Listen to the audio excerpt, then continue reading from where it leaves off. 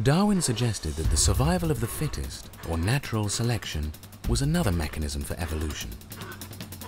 He thought that nature would favor the strongest varieties within any species, and the weakest would eventually die off. The surviving varieties would improve over time, and eventually evolve into a completely new species. Some scientists argue that natural selection does not have the power or capacity to theoretically cause evolution. They contend that this process can only select or remove traits for a species, but not create new body parts. To better understand their argument against natural selection, one has to go no further than an animal breeder, who uses the process called artificial selection. Artificial selection mimics natural selection, but instead of nature making the reproductive choices, a breeder makes the decisions, consciously. In both processes, there is a limit to how much can be accomplished by breeding.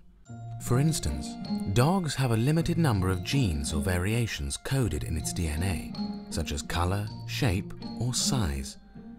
Using artificial selection, a breeder cannot go beyond these limits.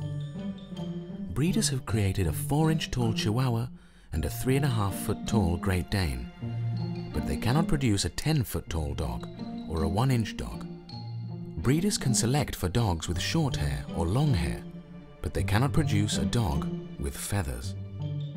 Natural selection and artificial selection can only promote characteristics that are already present in an animal's gene pool, but cannot add completely new genes or body parts to any animal species.